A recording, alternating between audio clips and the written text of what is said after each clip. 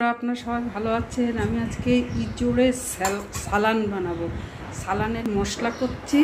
এই বাদাম দিয়েছি, তারপরে তিল দিয়েছি, তারপরে এতে একটু নারকেলও দেবো।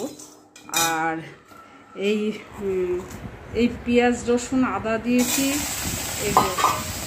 এই যে আদা পেঁয়াজ আর এই রসুন।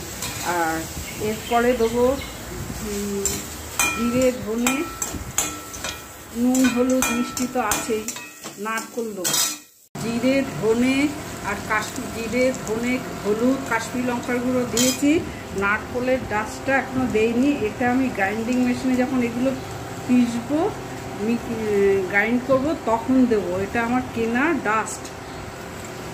এঁচোড়টা এই যে জিরে, গোটা গরম মশলা, তেজপাতা আর এই শুকনো লঙ্কা ফোড়ন দিয়ে এঁচোড়টাকে এবার তেলে ভাজা হচ্ছে, কষা হবে। পরেই এইটা সালানের মশলাটা দেবো।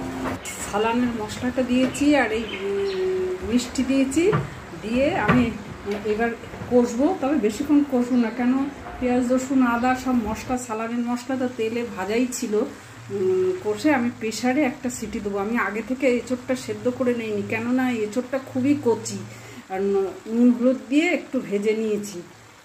এই যে আমচুর পাউডার 1 চামচের মতো দেবো, আর এই মিক্সি ধোয়া জলটা দেবো, দিয়ে একটা সিটি দেবো।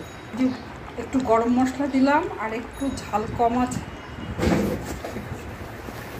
একটু গরম মশলা দিলাম, আর একটু ঝাল কম আছে বলে আমি একটু লঙ্কার গুঁড়োও দিলাম।